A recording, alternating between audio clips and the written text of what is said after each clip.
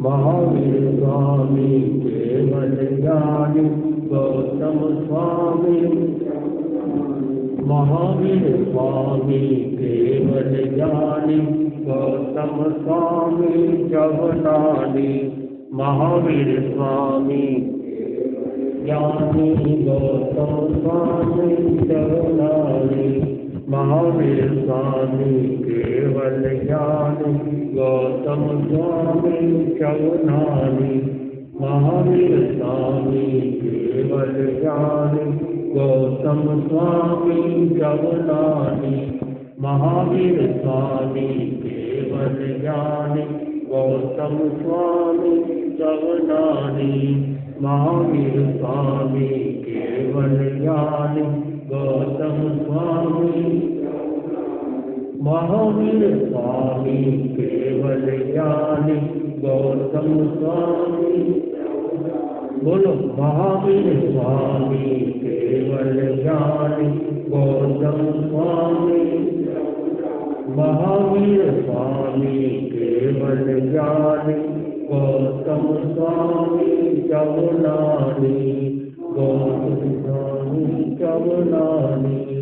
गौतम स्वामी जवनानी।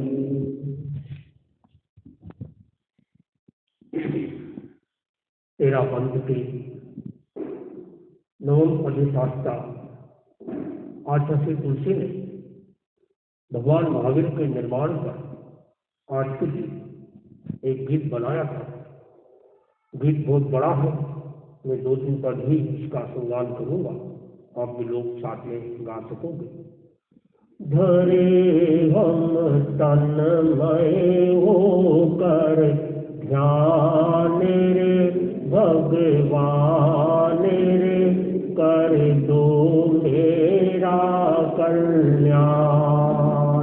धरे हम तन्मय बन कर ध्यान रे जग भान रे, जय महावीर भगवान। मिटाए तन मन का व्यवधान रे, जग भान रे, जय जात पुत्र भगवान। जय जात पुत्र भगवान। त्रिशला माँ के लाल दुलारे, त्रिशला माँ के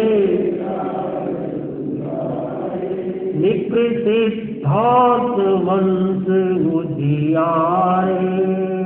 निप्रसिद्धांत वंश उजियारे।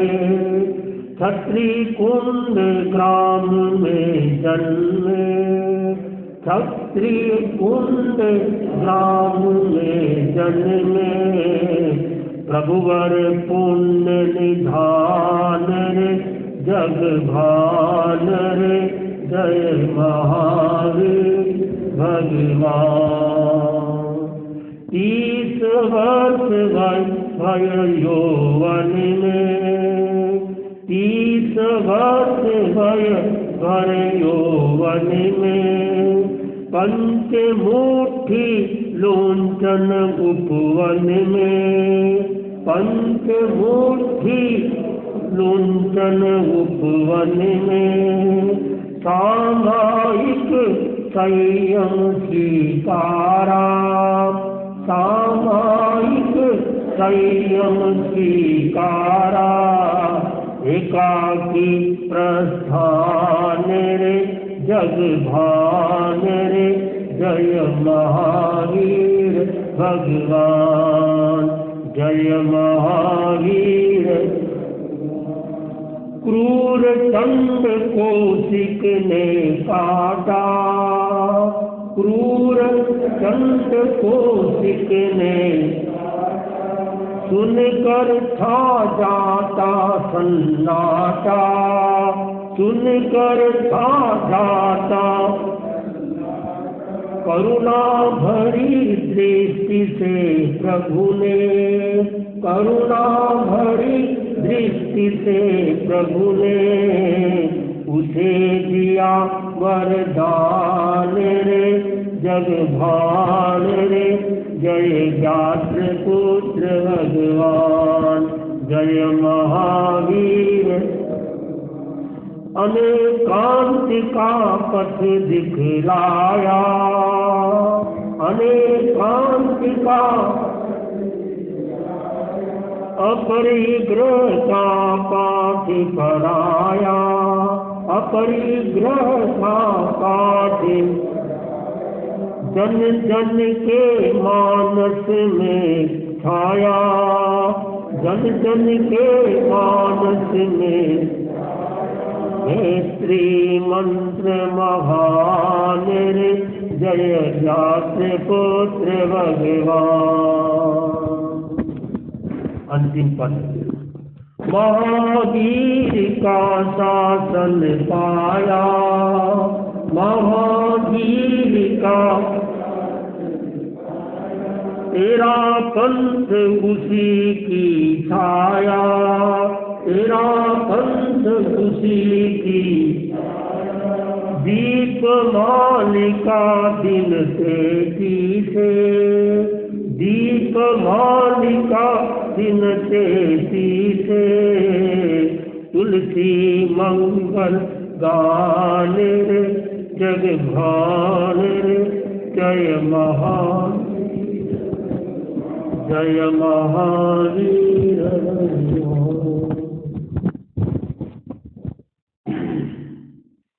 ओंकार बिंदु संयुक्तम नित्यं ध्यायन्ति योगिनः, कामदं मोक्षदं चैव ओंकाराय नमो।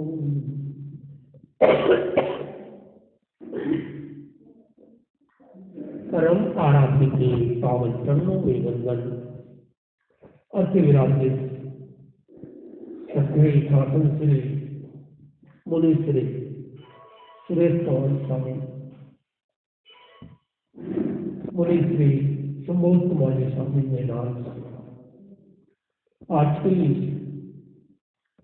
महावीर निर्माण के उत्सव पर समायोजित भाइयों और बहनों, आज 2551 यानी 2550 दिन हो गए भगवान महावीर को निर्माण और निर्माण के 3 साल 8.5 महीने बाद 5वां आरा लग गया। एक प्रश्न पूछा गया, क्या 5वें आरे में मोक्ष हो सकता है? ऐसे कहा जाता है 5वें आरे में मोक्ष नहीं होता, किंतु हो सकता है। यही अनेक और भगवान महावीर स्वामी की मूल देन थी अनेका। कभी सुना नहीं किसी ने तीर्थंकरों ने अनेकांत की बात बताई नहीं बताई, लेकिन ये जरूर जानने को मिलता है कि भगवान महावीर स्वामी ने अनेकांतवाद का एक नया सिद्धांत, उनको पता था कि 4था आरा है, 5वां आरा आएगा और फिर क्या क्या समस्या आएगी, उन समस्या के समाधान के लिए उन्होंने पहले से ही ये अनेकांतवाद तो बताया। 5वें आरे में भी मोक्ष हो सकता है और हुआ है। क्या आपको जानकारी है 5वें आरे में मोक्ष हो सकता है? पहली बात तो ये जानकारी है नहीं कि आपके तो ये मन में बैठा हुआ है कि 4थे आरे में मोक्ष होता है, 5वें आरे में मोक्ष होता ही नहीं। ऐसा नहीं है। यह है अनेका। 5वें आरे में मोक्ष होता है और हुआ है। एक नहीं, 2 नहीं, 3 महापुरुषों का एवं ज्ञानियों का मोक्ष हुआ है। जैसे कि हमने एक जप का अनुष्ठान किया कि महावीर स्वामी केवल ज्ञानी गौतम स्वामी 14 ने, जब महावीर स्वामी को केवल ज्ञान प्राप्त हुआ उस समय गौतम स्वामी को 4था ज्ञान हो गया। 4था ज्ञान कौन सा बता सकते हैं आप? मन परक ज्ञान। एकदम सही बताया आपने, मन परक ज्ञान, 4था ज्ञान। तीर्थंकर जो होते हैं उनको तो दीक्षा लेते ही 4था ज्ञान हो जाता है। जन्म से वो 3 ज्ञान के धनी होते हैं, मति ज्ञान, श्रुत ज्ञान, अवधि ज्ञान लेकर आते हैं। तो जब भगवान महावीर स्वामी का निर्माण हुआ आज की रात को, तो जैसे निर्माण हुआ और क्या हुआ, गौतम स्वामी को केवल ज्ञान हुआ। तो हम जब प्रवचन के बाद में जब करेंगे, महावीर स्वामी पहुंचा निर्वाण, गौतम स्वामी पायो केवल ज्ञान। इतने समय तक देखिए क्या योग की बात, उनके हाथ से दीक्षित, गौतम स्वामी के हाथ से दीक्षित कितने कितने लोग मुक्ति को प्राप्त कर गए, लेकिन उनकी मुक्ति नहीं हुई। कारण था कि उनको भगवान महावीर स्वामी के साथ मोह था, और मोह केवल एक जन्म का नहीं, कई जन्मों का मोह रहता। तो यह जैसे महावीर स्वामी को केवल ज्ञान था, जानते थे कि इसका अगर मैं इसके सामने निर्वाण को प्राप्त करूंगा तो इसको बहुत दुख होगा, उसका दुख न हो उसे, उसको दूर भेज दिया, किसी को दर्शन देने के लिए तुम चले जाओ। जैसे आचार्य तुलसी ने साचिर पोखरी को कहा तुम ठिकाने चले जाओ, वो ठिकाने पहुंचे नहीं और इधर से आचार्य तुलसी देवलोक हो गए। इधर से ऐसे ही हुआ, गौतम स्वामी भी वहां तक पहुंचे नहीं और पीछे से निर्वाण को प्राप्त हो गए। जब पता चला, छोटा बच्चा रोता है, जैसे गौतम स्वामी रोने लग गए, और रोते रोते, रोने का फायदा भी है, हमारे रोने का फायदा हमारी बहनें जानती है, रोना मत कैसे बता रहा, रोने के 6 फायदे और हंसने के 100 फायदे। तो रोते रोते केवल ज्ञान किसको हो गया, गौतम स्वामी को रोते रोते केवल ज्ञान हो गया। भावना बदली और फिर अपने आप को संभाला। तो इस तरह से यह आज का दिन भगवान महावीर स्वामी निर्माण को प्राप्त हुए। तो उसके बाद में तो भगवान महावीर के निर्माण के बाद में जब 5वां आरा लग गया, ऐसा कहना चाहिए भगवान महावीर के निर्माण के 12 साल बाद, लगभग 12 साल बाद गौतम स्वामी को निर्माण प्राप्त हुए। तो आरा कौन सा लग गया, 5वां। फिर भगवान महावीर के निर्माण के 36 साल बाद सुधर्मा स्वामी निर्माण को प्राप्त हुए। कौन सा आ रहा था, 5वां। भगवान महावीर के निर्माण के 72 साल बाद जम्मू स्वामी निर्माण को प्राप्त हुए। कौन सा आ रहा था, 5वां आ रहा। तो इस 5वें आरे में भी यह केवल ज्ञान हो सकता है, हुआ है। आज क्यों नहीं होता, मैं सोच रहा था इसका कारण कि वैसे आत्मा तो दूर की बात है, वैसा शरीर भी नहीं हमारे पास। केवल ज्ञान के लिए ब्रज ऋषभ नाराज बाहुबली जैसा शरीर चाहिए। हमारा शरीर तो अब एकदम दुबला पतला, उसमें केवल ज्ञान सीख ही नहीं पाएगा। केवल ज्ञान जैसे जो शेर है या शेरनी का दूध किसमें पिटेगा, आप कोई पीतल के बर्तन में डाल दो, बर्तन फट जाएगा, बहुत गरिष्ठ भारी होता, इतना पावर होता उस दूध के अंदर। सोने के पात्र में ही शेरनी का दूध बिकता है। ठीक इसी तरह से केवल ज्ञान के लिए मजबूत शरीर चाहिए। देखो भगवान महावीर स्वामी कितने तरह तरह के कष्टों को कैसे समता भाव से सहन कर लिया, मानसिक कष्ट दिए, कितने कष्ट, 1 नहीं 2 नहीं 20 कष्ट दिए, और ऐसे कष्ट दिए अभी मर जाए, लेकिन महावीर दुखी नहीं हुए। एक सूत्र याद रखिए, आचार्य महाप्रभु जी ने कहा था कि समस्या और दुख एक नहीं 2 है। समस्या किसी के जीवन में आए, महावीर स्वामी के जीवन में समस्या आई, क्या दुखी हुए?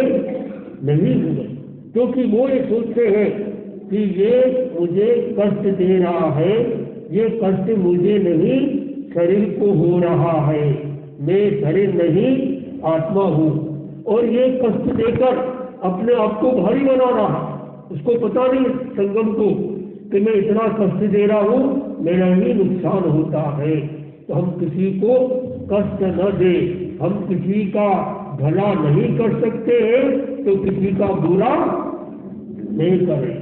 यदि भला किसी का कर न सको तो बुरा किसी का।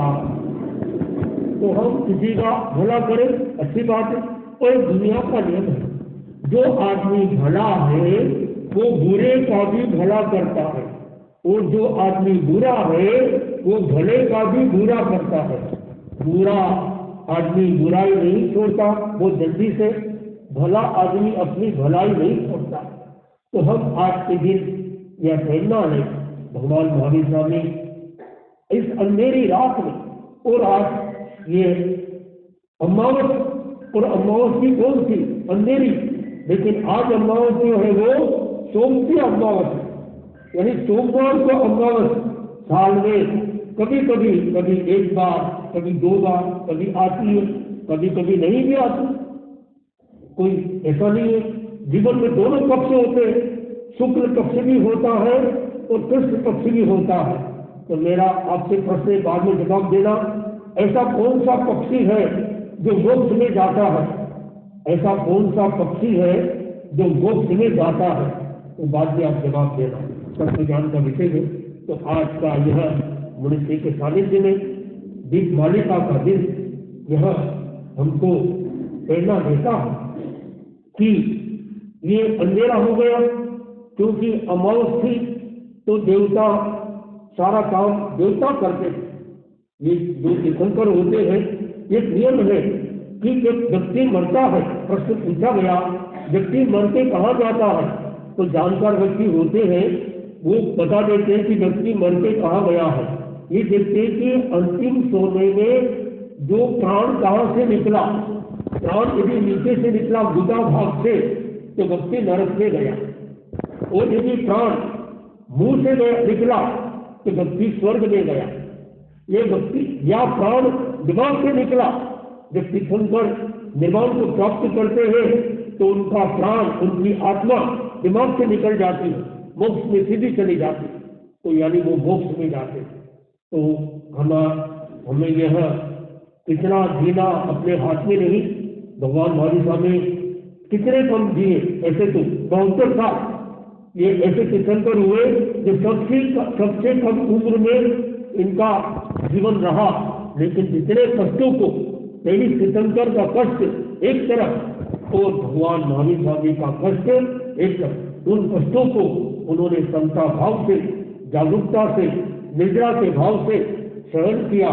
परिणाम यह आया कि वो मोक्ष को प्राप्त हो गए।